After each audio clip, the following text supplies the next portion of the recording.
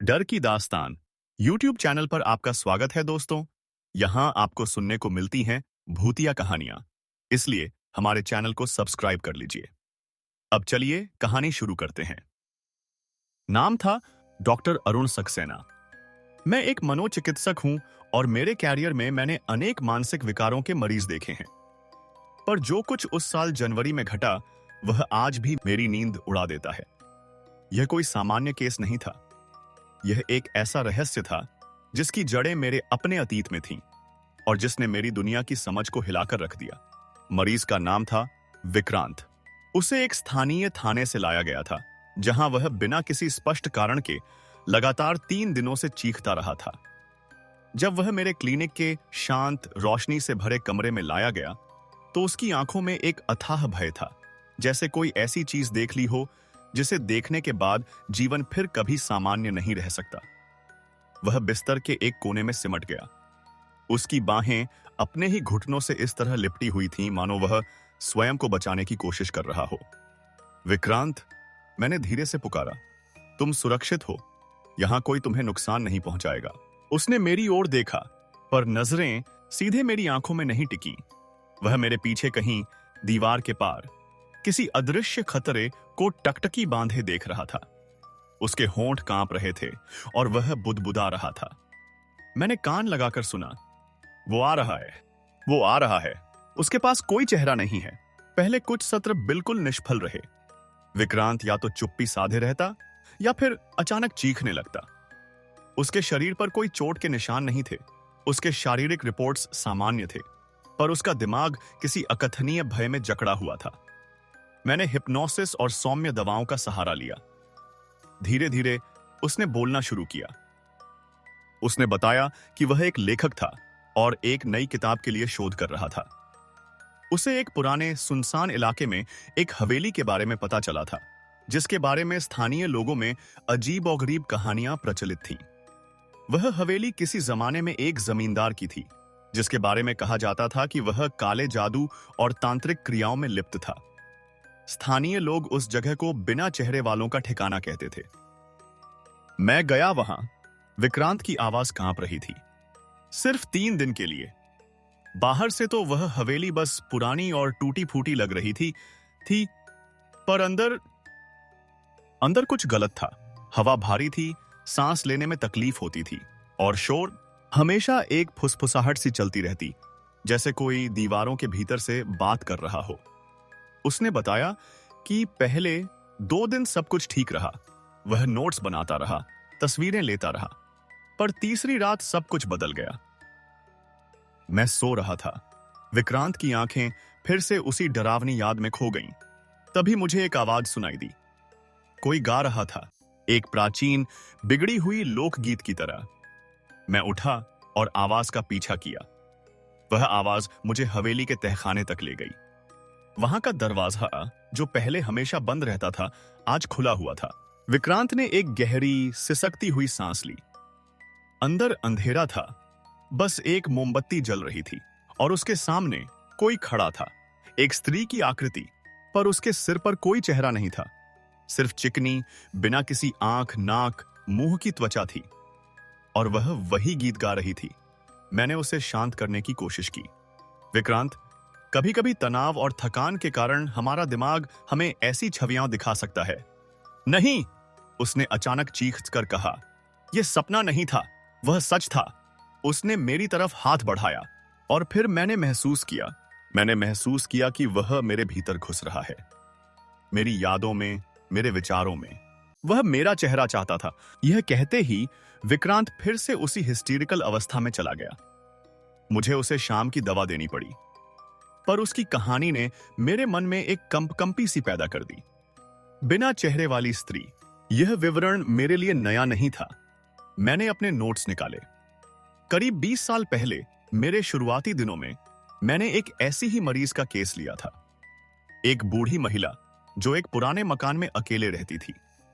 वह भी एक बिना चेहरे वाली स्त्री की बात करती रहती थी, जो उसे रात में दिखाई देती थी, और उस समय मैंने इसे डिमेंशिया का एक लक्षण माना था। पर क्या यह केवल संयोग था? मैंने विक्रांत के बारे में और जानकारी जुटाने का फैसला किया। मैंने उसके घर की तलाशी की रिपोर्ट्स मंगवाई। पुलिस ने उसके बैग में से एक पुरानी जर्जर डायरी बरामद की थी जो उस हवेली में मिली थी। जब मैंने उस डायरी के पन्ने पलटे तो मेरा खून सूख गया। वह डायरी उसी जमींदार की थी जिसके बारे में स्थानीय किंवदंतियां थीं, और उसमें एक ऐसी प्राचीन तांत्रिक क्रिया का विवरण था जिसका उद्देश्य था अमरता प्राप्त करना। पर यह अमरता शरीर की नहीं बल्कि चेतना की थी। इस क्रिया में एक शक्तिशाली तांत्रिक किसी दूसरे के शरीर पर कब्जा कर सकता था, उसकी पहचान, उसके चेहरे को चुराकर अपना अस्तित्व बनाए रख सकता था।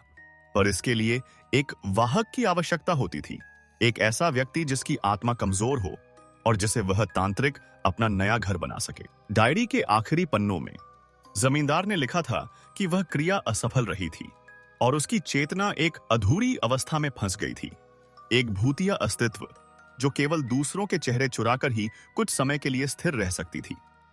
और इस अमानवीय प्रक्रिया ने उसकी अपनी पहचान, उसके अपने चेहरे को मिटा दिया था।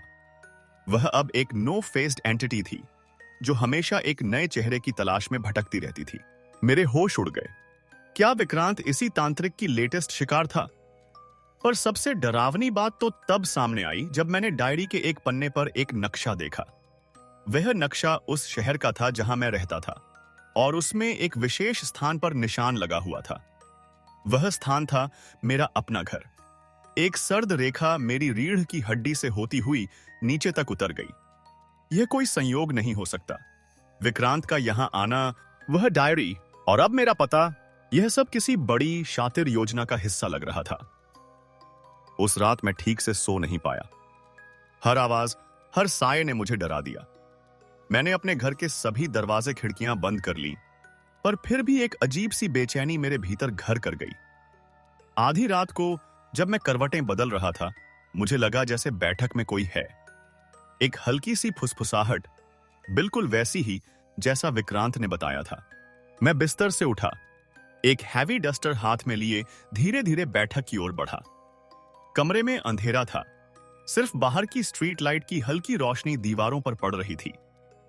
फिर अचानक टेलीविजन के ब्लैक स्क्रीन पर एक धुंधली सी परछाई दिखाई दी। वह कोई व्यक्ति था, पर उसके सिर की जगह सिर्फ एक धुंधला, अधूरा सा आकार था। मैंने स्विच ऑन किया। कमरा रोशनी से भर गया। वहां कोई नहीं था, पर टेलीविजन का स्क्रीन अभी भी गर्म था, मानो अभी अभी कोई उसे छूकर गया हो। और हवा में एक बासी, सड़ी हुई महक तैर रही थी, जैसे पुराने कब्रिस्तान की मिट्टी की। मैं समझ गया, यह सब मेरे लिए था। विक्रांत सिर्फ एक चारा था, एक ऐसा रास्ता जिससे वह ताकत मेरे तक पहुंच सके।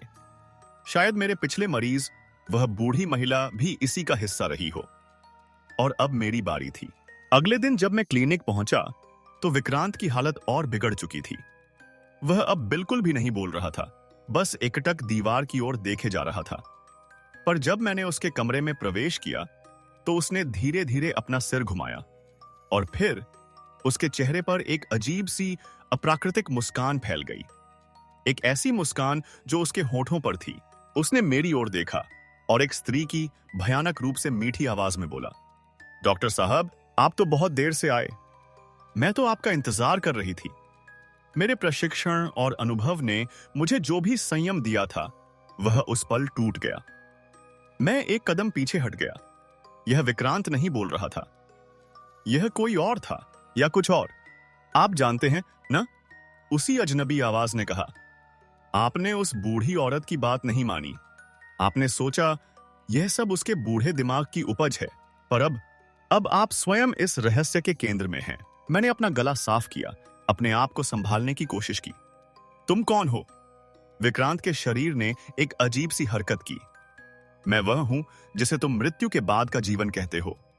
मैं वह हूं जिसने समय की सीमाएं लांघ ली हैं, पर इसकी कीमत चुकानी पड़ती है। एक चेहरा, एक पहचान, यह सब कुछ समय के साथ फीका पड़ जाता है। एक नए शरीर, एक नए चेहरे की जरूरत होती है। और तुम्हारा चेहरा, तुम्हारी पहचान बहुत मजबूत है, बहुत आकर्षक है। मैंने नर्स को बुलाने के लिए बटन दबाया, पर वह काम नहीं कर रहा था। कमरे की लाइटें टिमटिमाने लगी। भागने की कोशिश मत करो डॉक्टर साहब, उस आवाज ने कहा। अब उसमें मिठास की जगह एक डरावनी कर्कशता थी। ये तो बस शुरुआत है। तुम्हारा मरीज तो सिर्फ एक दरवाजा था और अब वह दरवाजा खुल चुका है। लाइटें पूरी तरह बंद हो गईं। अंधेरे में मैंने विक्रांत के बिस्तर से एक चीख सुनी, पर वह चीख जल्दी ही एक अमानवीय हंसी में बदल गई। जब लाइटें वापस आईं तो विक्रांत बिस्तर पर बेहोश पड़ा था और कमरे की एक दीवार पर ताजे खून से एक संदेश लिखा हुआ था, अब मैं तुम्हारे भीतर हूं। मैं वहां से भागा। मैंने सोचा कि यह सब एक भयानक सपना है, पर वह संदेश और वह सड़ांध की गंध जो अब मेरे कपड़ों में समा गई थी, मुझे यकीन दिला रही थी कि यह सच था। यह बिल्कुल सच था और इस सच्चाई ने मेरे जीवन की नींव हिला दी, क्योंकि उस दिन के बाद मैंने अपने अंदर बदलाव महसूस करना शुरू कर दिया। मेरी अपनी यादें धुंधली पड़ने लगी थीं। कभी कभी शीशे में अपने प्रतिबिंब को देखते हुए मुझे लगता कि मेरा अपना चेहरा मुझे अजनबी सा लग रहा है, और रातों में मुझे वही फुसफुसाहट सुनाई देती। अब मेरे अपने भीतर से विक्रांत के कमरे से भागने के बाद का पहला हफ्ता मेरे लिए एक सतत कोशिश थी, खुद को यह विश्वास दिलाने की कि सब कुछ मेरे तनाव की उपज है। परंतु शीशे में मेरा बदलता हुआ चेहरा, रात की फुसफुसाहटें और वह सड़ांध की गंध, ये सब मेरे तर्क को झुठला रहे थे। मैंने विक्रांत को दूसरे अस्पताल में भर्ती करा दिया। स्वयं को बचाने की इस स्वार्थी प्रवृत्ति पर मुझे गहरा अपराध बोध हुआ, पर मैं और कुछ नहीं कर सकता था। मेरा अपना मन अब मेरे नियंत्रण में नहीं रहा था। मैंने अपना क्लिनिक अस्थायी रूप से बंद कर दिया और खुद को घर के एक कमरे में कैद कर लिया, कोशिश करता कि उस सत्ता से लड़ सकूं जो धीरे धीरे मेरे अस्तित्व को अपने कब्जे में ले रही थी। पर इस सब के बीच एक बात लगातार मेरे दिमाग में कौंध रही थी, वह नक्शा जिसमें मेरे घर पर निशान था। क्यों? इस प्रेतवाधित तांत्रिक का मेरे साथ क्या संबंध था? एक रात जब वह फुसफुसाहट विशेष रूप से तीव्र हो गई, मैंने एक अलमारी के पिछले हिस्से में पिताजी के पुराने सामान के ढेर में छुपा एक लकड़ी का बक्सा निकाला। उनकी मृत्यु के बाद मैंने इसे कभी नहीं खोला था। किसी अज्ञात प्रेरणा से मैंने उसकी ताला तोड़ डाला। भीतर पिताजी की पुरानी डायरियां और कुछ पीली पड़ चुकी तस्वीरें थीं। एक डायरी के पन्ने पलटते हुए मेरी नजर एक प्रविष्टि पर अटक गई। तारीख थी 15 अगस्त 1975। आज फिर वह सपना आया। वह स्त्री, उसके पास चेहरा नहीं है, वह मुझे बुला रही है। पंडित जी ने कहा है कि यह हमारे परिवार पर एक पुराना श्राप है। दादाजी ने उस हवेली में कुछ गलत किया था, कुछ ऐसा जिसकी कीमत हमें पीढ़ियों तक चुकानी पड़ेगी। मैंने अरुण को यह सब कभी नहीं बताया। उम्मीद है वह इस अभिशाप से अछूता रहेगा। मेरा दिल धक से रुक गया। दादाजी, वही जमींदार? क्या यह संभव था? मैंने तेजी से पन्ने पलटे। एक पुरानी जर्जर तस्वीर नीचे से निकली। उसमें एक युवक था जिसके चेहरे में मेरी अपनी आंखों की एक अद्भुत समानता थी। पीछे लिखा था, पिताजी विजय प्रताप सिंह, हवेली के सामने 1942। वह हवेली। एकाएक सब कुछ स्पष्ट हो गया। यह कोई संयोग नहीं था। वह तांत्रिक, वह नो फेस्ड एंटिटी मेरे ही पूर्वज थे, और अब वह अपनी ही खून के एक व्यक्ति के शरीर में वापसी करना चाहते थे। शायद यही कारण था कि वह मेरे पास आया था। एक परिवार के सदस्य का शरीर, उसकी पहचान, शायद उसे पूर्ण रूप से कब्जे में लेने के लिए एकदम सही वेसल था। इस सच्चाई ने मुझे तोड़ कर रख दिया। मैं केवल एक मनोचिकित्सक नहीं था जिसने गलती से एक भूतिया मामले में हाथ डाल लिया हो। मैं इसका एक अंग था। मेरा खून ही इस अभिशाप से दूषित था। उसी रात मैंने एक और सपना देखा, पर इस बार यह सपना नहीं था, यह एक विजन थी। मैं उसी हवेली के तहखाने में खड़ा था। सामने वही आकृति थी, पर अब वह और स्पष्ट थी। उसके चेहरे के बजाय असौ एक घुमावदार मांसल सरफेस थी, जिस पर कहीं कहीं मानवीय विशेषताओं के अवशेष तैरते प्रतीत होते थे। एक आंख का कोना, होंठ का एक हिस्सा, मानो कई चेहरों को पिघलाकर एक कर दिया गया हो। वह आकृति हिली। उसने अपना एक हाथ उठाया और उसकी उंगलियों के स्थान पर लचीले टेंटिकल जैसे अंग थे जो हवा में लहरा रहे थे। एक आवाज जो सीधे मेरे मस्तिष्क में गूंज रही थी बोली, खून का रिश्ता सबसे मजबूत बंधन है। तुम मेरे हो, तुम्हारा शरीर मेरा अधिकार है, इनकार व्यर्थ है। मैं चीखना चाहता था, पर मेरा गला रुंध गया। मैंने महसूस किया कि वह आकृति मेरी ओर बढ़ रही है। उसके अंग मेरे चेहरे की ओर बढ़े और फिर अंधेरा छा गया। जब मैं जागा तो मेरा पूरा शरीर पसीने से तर था। मैंने शीशे की ओर देखा। मेरे चेहरे पर, मेरी गर्दन पर लाल निशान थे, जैसे किसी ने मुझे जोर से पकड़ा हो। अब मैं समझ गया कि भागने का कोई रास्ता नहीं था। यह मेरे और उसके बीच लड़ाई थी और मैं हार रहा था। मेरी एकमात्र उम्मीद थी कि मैं उसकी उत्पत्ति के रहस्य को समझ सकूं और शायद कोई कमजोरी ढूंढ सकूं। मैंने उस हवेली में जाने का फैसला किया, शायद वहां कोई जवाब मिले। अगले ही दिन मैंने अपनी कार निकाली और उस सुनसान इलाके की ओर चल पड़ा। जैसे जैसे मैं हवेली के नजदीक पहुंचा, वैसे वैसे मेरे भीतर का दबाव बढ़ता गया। एक अजीब सी खिंचाव महसूस हो रहा था, जैसे कोई चुंबक मुझे अपनी ओर खींच रहा हो। अंततः वह हवेली सामने थी। विक्रांत के विवरण ने उसके भयानक रूप को पूरी तरह से नहीं बताया था। वह सिर्फ पुरानी और टूटी फूटी नहीं लग रही थी, बल्कि प्रकृति के विरुद्ध खड़ी हुई लग रही थी। उसके आसपास की हवा ठंडी थी और पेड़ों की शाखाएं अजीब तरह से मुड़ी हुई थीं, मानो दर्द में तड़प रही हों। मैंने दरवाजा धकेला। वह चरमराता हुआ खुला। भीतर का वातावरण वैसा ही था जैसा विक्रांत ने बताया था, भारी, दम घोंटू और सड़ांध से भरा हुआ। फुसफुसाहटें अब और स्पष्ट थीं और उनमें मेरा अपना नाम सुनाई दे रहा था, अरुण। मैंने अपना टॉर्च जलाया और सीधे तहखाने की ओर बढ़ा। जैसे ही मैं सीढ़ियों से उतरा, मुझे वही मोमबत्ती की रोशनी दिखाई दी और इस बार वह आकृति वहां थी, प्रतीक्षा कर रही थी। पर अब वह और भी विकृत थी। उसके शरीर के विभिन्न हिस्सों पर अलग अलग चेहरों के टुकड़े चिपके हुए थे, जो बेतरतीब ढंग से हिलडुल रहे थे। एक आंख यहां, एक नाक वहां। यह देखना अमानवीय था। तुम आ गए? वह आवाज फिर से मेरे मन में गूंजी। मैं जानता था कि खून का बुलावा तुम्हें यहां ले आएगा। तुम कौन हो? मैंने कांपती आवाज में पूछा। मैं वह हूं जिसे तुम दादा कहते, परंतु अब मैं उससे कहीं अधिक हूं। मैंने मृत्यु को जीत लिया है, पर इसकी कीमत मेरी पहचान थी। अब मैं हूं और कोई नहीं, और सब कुछ तुम मेरी सहायता करोगे। तुम्हारा शरीर, तुम्हारी पहचान, यह मेरे और तुम्हारे बीच एक हो जाएगा। हम अमर होंगे। मैं तुम्हारी मदद नहीं करूंगा, मैंने दृढ़ता से कहा, भले ही मैं भीतर से डरा हुआ था। उसने एक भयानक हंसी हंसी, जिससे पूरा तहखाना कांप उठा। तुम्हारी इच्छा महत्वहीन है। यह प्रक्रिया शुरू हो चुकी है। क्या तुमने अपने चेहरे में बदलाव महसूस नहीं किया? क्या तुमने रात में अपने भीतर की आवाज अब नहीं सुनी? मैं पहले से ही तुम्हारे भीतर हूं बेटा। तुम सिर्फ एक वेसल हो और जल्द ही तुम्हारा अस्तित्व मेरे में विलीन हो जाएगा। इसके साथ ही मैंने एक भयानक दबाव अपने सिर में महसूस किया, जैसे कोई मेरी खोपड़ी के भीतर घुसने की कोशिश कर रहा हो। मैं जमीन पर गिर पड़ा, अपने सिर को पकड़े हुए। मेरे सामने के दृश्य में विचित्र, विकृत छवियां तैरने लगी। मेरे बचपन की यादें, पर उनमें वह आकृति मौजूद थी, हमेशा से वहां थी, एक दर्शक की तरह। देखो, वह आवाज गूंजी, तुम्हारी यादें अब मेरी हैं। तुम्हारा जीवन मेरा है।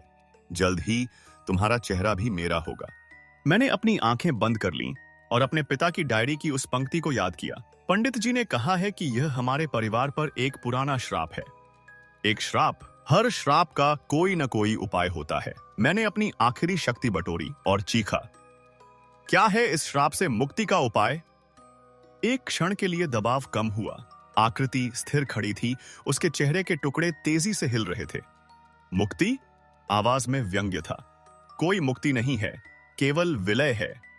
नहीं, मैंने कहा, हर तांत्रिक क्रिया की कोई कमजोरी होती है। क्या है वह? एक गहरी खींच उस आवाज में घुल गई। तुम जानना चाहते हो? बहुत अच्छा, मैं तुम्हें बताता हूं। इस क्रिया को पूर्ण होने में एक चंद्र चक्र लगता है। अभी 20 दिन बाकी हैं और इसे उलटा केवल एक ही चीज कर सकती है, उसी खून का कोई व्यक्ति जो स्वेच्छा से अपना जीवन त्याग दे, ताकि मैं अपनी बंधी हुई चेतना को मुक्त कर सकूं। पर कौन ऐसा करेगा? कौन अपनी जान देगा एक ऐसे अस्तित्व के लिए जिसने उसे केवल पीड़ा दी है? मैं चुप रहा। उसकी बात में सच्चाई थी। कोई क्यों करेगा ऐसा? अब आज्ञा दो, आकृति ने कहा, और दबाव फिर से बढ़ने लगा। समर्पण कर दो। मैंने अपने आप को वहां से खींचकर बाहर निकाला। मैं बेतहाशा भागता हुआ कार तक पहुंचा और वहां से निकल गया। पर जाते जाते मैंने शीशे में अपना चेहरा देखा। मेरी आंखों का रंग बदल रहा था और मेरे गालों पर हल्के से लालिमा के निशान उभर रहे थे, वैसे ही जैसे उस आकृति के चेहरे के टुकड़ों पर थे। मैं घर लौटा, पर अब वह घर मेरा नहीं लग रहा था। सब कुछ अजनबी लग रहा था। मैंने फोन उठाया और अपनी बहन को फोन किया। शायद वह कुछ जानती हो। जब मैंने उसे पिता की डायरी और अपने अनुभव के बारे में बताया, तो वह लंबे समय तक चुप रही। फिर उसने कहा, अरुण, पिताजी ने मुझे कुछ साल पहले ही यह सब बताया था, पर उन्होंने कहा था कि तुम्हें इससे दूर रखो। उन्होंने कहा था कि श्राप केवल पुरुष वंशजों को प्रभावित करता है। क्या तुम्हें पता है इससे मुक्त होने का कोई तरीका? मैंने पूछा। पिताजी ने कहा था कि एक ही उपाय है, प्रेम का बलिदान। पर वह क्या है, यह मुझे नहीं पता। प्रेम का बलिदान, क्या इसका मतलब वही था जो उस आकृति ने कहा था? क्या मुझे अपनी जान देनी होगी? उस रात मैंने फिर से सपना देखा। इस बार मैं एक बच्चा था और पिताजी मुझे गोद में लिए कहीं बैठे थे। वह रो रहे थे। माफ करना बेटा, वह कह रहे थे। मैं तुम्हें इससे नहीं बचा पाया, परंतु मैंने एक रास्ता ढूंढ लिया है। मैंने तुम्हारे लिए एक सुरक्षा कवच बनाया है, बस उसे सक्रिय करना है। मैं जाग गया। मेरे मन में एक विचार कौंधा। पिताजी ने कहा था, सुरक्षा कवच। क्या उन्होंने कोई चीज छोड़ी थी? मैंने फिर से उस लकड़ी के बक्से में छानबीन की। तब मुझे डायरी के नीचे एक छोटा सा चमड़े का थैला मिला। उसमें एक पीली पड़ी हुई पत्रिका थी, जिसमें एक जटिल यंत्र बना हुआ था और एक छोटी सी धातु की ताबीज थी, जिस पर अजीब प्रतीक उकेरे गए थे। पत्रिका के नीचे पिताजी की लिखावट में लिखा था, जब सब रास्ते बंद हो जाएं, इस यंत्र को अपने हृदय पर रखकर इस मंत्र का उच्चारण करो। पर याद रहे, इसकी कीमत चुकानी पड़ेगी। मैंने ताबीज को अपने हाथ में लिया। वह गर्म थी और उसे छूते ही मेरे भीतर की फुसफुसाहटें एकदम बंद हो गईं। एक क्षण के लिए मुझे शांति अनुभव हुआ, पर मैं जानता था कि यह स्थायी समाधान नहीं था। यह सिर्फ एक विलंबन था। उस आकृति ने कहा था 20 दिन, और अब सिर्फ 15 दिन बाकी थे।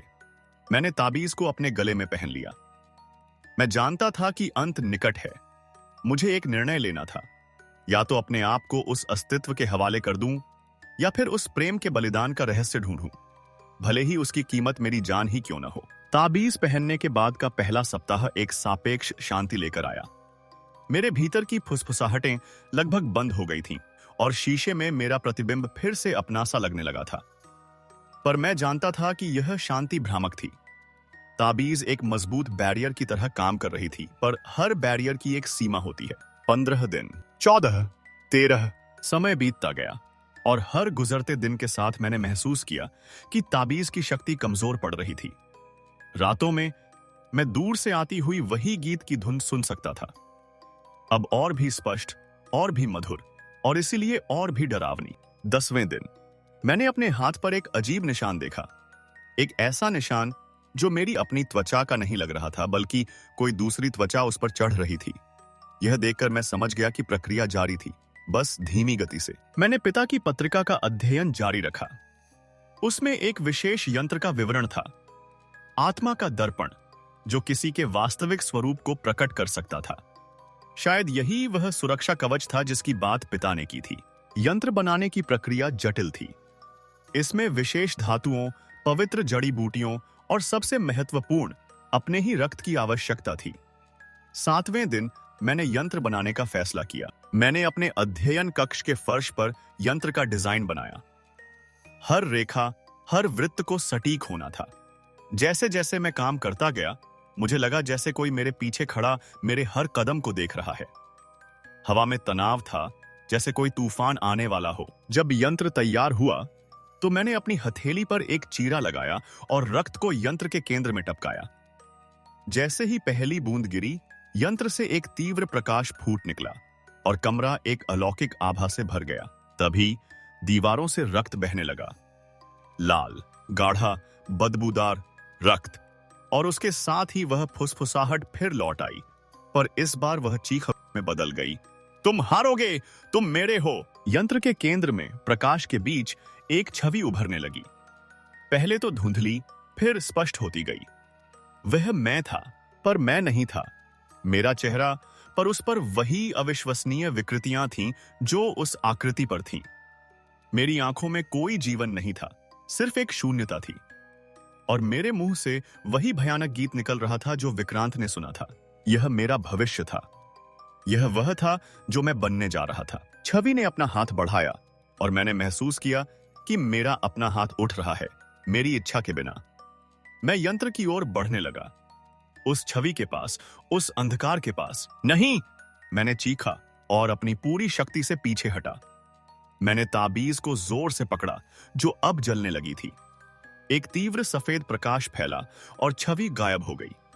दीवारों से बहता रक्त भी रुक गया। मैं जमीन पर गिर पड़ा, हांफता हुआ। यंत्र अब निष्क्रिय था, पर उसने मुझे सच्चाई दिखा दी थी। समर्पण करना मेरी मृत्यु होगी, और मेरी मृत्यु भी नहीं, बल्कि एक अनंत पीड़ा की शुरुआत। 5 दिन बाकी थे। अगले कुछ दिनों में मैंने प्रेम के बलिदान के बारे में शोध करना शुरू किया। पुराने ग्रंथ, तांत्रिक पांडुलिपियां, कुछ भी जो मुझे इस रहस्य को सुलझाने में मदद कर सकता था। अंत में मैंने एक गूढ़ पुस्तक में एक संदर्भ ढूंढ निकाला। प्रेम का बलिदान, पुस्तक में लिखा था, वह है जहां कोई व्यक्ति स्वेच्छा से अपना सब कुछ त्याग देता है, अपना शरीर, अपनी आत्मा, अपना भविष्य, किसी और के लिए। यह कोई साधारण मृत्यु नहीं है। यह एक ऐसा बलिदान है जो श्रापों को तोड़ सकता है, पर इसकी कीमत बहुत भारी है। बलिदान देने वाला न तो इस लोक में रह पाएगा, न ही किसी अन्य लोक में। उसका अस्तित्व पूर्णतः मिट जाएगा। मैं स्तब्ध रह गया। इसका मतलब था कि अगर मैं अपनी जान देता हूं तो मेरा वजूद ही खत्म हो जाएगा। कोई मोक्ष नहीं, कोई पुनर्जन्म नहीं, सिर्फ शून्य। 3 दिन बाकी थे। दूसरे दिन मेरी बहन अचानक मिलने आई। उसका चेहरा गंभीर था। अरुण, उसने कहा, मुझे पता है कि तुम क्या सोच रहे हो। तुम अपनी जान देने का विचार कर रहे हो, पर ऐसा मत करो। हम कोई और रास्ता ढूंढ लेंगे। मैंने मुस्कुराने की कोशिश की। और क्या विकल्प है? उसके साथ विलय हो जाना, एक ऐसा अस्तित्व बन जाना जो न तो जीवित है न मृत, सिर्फ दूसरों के चेहरे चुराता फिरे? नहीं, उसने कहा, मैं तुम्हें नहीं खोने दूंगी। उस रात जब मैं सो रहा था, मुझे एक आवाज सुनाई दी। बहन का प्यार कमजोर है, खून का रिश्ता मजबूत है। मैं जाग गया। मेरी बहन मेरे बिस्तर के पास खड़ी थी, पर उसकी आंखों में वही शून्यता थी जो यंत्र की छवि में थी। उसके मुंह से वही आवाज निकली जो उस आकृति की थी। तुम्हें लगता है वह तुम्हें बचा सकती है? आवाज ने कहा। वह भी मेरी है, सब मेरे हैं। मैं चीखा, उसे छोड़ दो, यह तुम्हारा और मेरा संघर्ष है, उसे इसमें मत घसीटो। आवाज हंसी। तुम अभी भी नहीं समझे, यह सिर्फ तुम्हारे और मेरे बीच नहीं है, यह पूरे परिवार के बारे में है। हर पीढ़ी, हर सदस्य, सब इस श्राप का हिस्सा हैं। मेरी बहन का शरीर ऐंठ गया और फिर वह सामान्य हो गई। वह हाँफ रही थी। क्या हुआ? मैंने उसे सब कुछ बताया। जब मैंने प्रेम के बलिदान के बारे में बताया तो उसकी आंखों में एक विचित्र चमक आई। नहीं, मैंने कहा, तुम वह बिल्कुल नहीं सोच रही जो मैं समझ रहा हूं। अरुण, उसने कहा, तुम्हारे पास एक परिवार है, एक भविष्य है। मेरे पास कुछ नहीं है, मुझे यह करने दो। तुम पागल हो गई हो, मैंने कहा। मैं तुम्हें ऐसा करने नहीं दूंगा। पर मैं जानता था कि उसने अपना मन बना लिया था, और मैं जानता था कि अगर किसी को बलिदान देना था तो वह मैं ही होऊंगा। आखिरी दिन आ गया। हवा में एक अजीब सी स्थिरता थी। पक्षी चुप थे, हवा रुकी हुई थी। पूरी दुनिया जैसे एक बड़ी घटना की प्रतीक्षा कर रही थी। मैंने अपने आप को तैयार किया।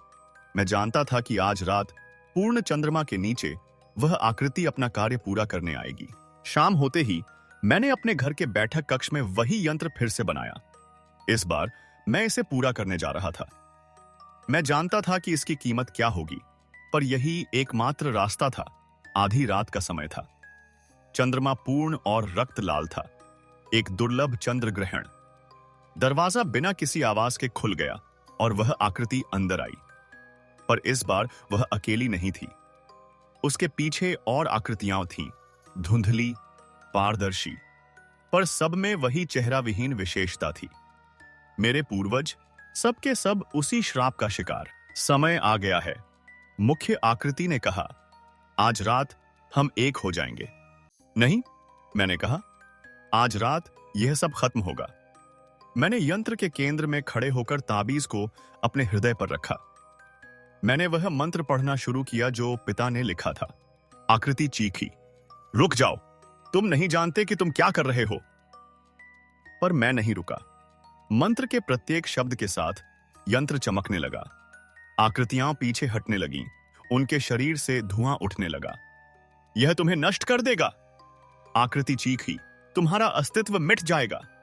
बेहतर है मिट जाऊं, मैंने कहा, बजाय इसके कि तुम्हारा हिस्सा बनूं। मैंने अंतिम शब्द उच्चारण किया। एक कोमल प्रकाश दिखाई दिया। उसमें मेरी बहन खड़ी थी। उसके चेहरे पर एक दुख भरी मुस्कान थी। माफ करना अरुण, उसने कहा, पर मैं तुम्हें ऐसा करने नहीं दे सकती थी। तभी मुझे एहसास हुआ, वह प्रकाश मैं नहीं था। मैं अभी भी यंत्र में खड़ा था, पर अब कुछ बदल गया था। आकृतियां गायब हो रही थीं, एक एक करके, और उनके स्थान पर सामान्य मानवीय आत्माएं दिखाई दे रही थीं। श्राप टूट रहा था। मेरी बहन यंत्र के केंद्र में खड़ी थी और उसके शरीर से प्रकाश निकल रहा था। वह प्रेम का बलिदान दे रही थी। नहीं, मैं चीखा, पर मेरी आवाज उस प्रकाश में खो गई। उसने मुझे देखा और एक अंतिम मुस्कान के साथ वह प्रकाश में विलीन हो गई। एक साथ सारी आकृतियां गायब हो गईं और उनके स्थान पर शांति छा गई। जब सब कुछ शांत हुआ तो मैं अकेला खड़ा था। यंत्र गायब था, ताबीज टूटी हुई जमीन पर पड़ी थी। घर में वह भारीपन गायब था, वह सड़ांध गायब थी। पर एक चीज थी जो गायब नहीं हुई थी, मेरी बहन। मैं समझ गया कि उसने क्या किया था। उसने स्वेच्छा से प्रेम का बलिदान दिया था, अपना अस्तित्व पूर्णतः मिटाकर परिवार को श्राप से मुक्त किया था। आज वर्षों बाद मैं एक सामान्य जीवन जी रहा हूं। श्राप टूट गया है, पर उसकी कीमत मेरी बहन के अस्तित्व से चुकाई गई। कोई उसे याद नहीं करता क्योंकि उसका कोई अस्तित्व ही नहीं रहा। सिर्फ मैं याद करता हूं क्योंकि मैं ही था जिसके लिए उसने यह बलिदान दिया। कभी कभी रात में जब चंद्रमा पूर्ण होता है, मुझे लगता है कि मैं दूर से वह गीत सुन रहा हूं, पर शायद यह सिर्फ मेरी कल्पना है। या शायद कुछ श्राप इतनी आसानी से नहीं मिटते। शायद वह केवल सो रहा है, इंतजार कर रहा है कि कोई उसे फिर से जगाए।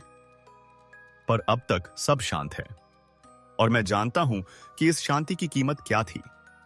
एक ऐसी कीमत जिसे केवल मैं जानता हूं और जिसे मैं हमेशा याद रखूंगा जब तक मैं जीवित हूं। हमें उम्मीद है दोस्तों, आपको यह कहानी पसंद आई होगी, और अगर कहानी पसंद आई है तो वीडियो को लाइक करें, हमारे चैनल को सब्सक्राइब करें और अपने दोस्तों को शेयर करें। मिलते हैं नई कहानी के साथ, तब तक के लिए बाय।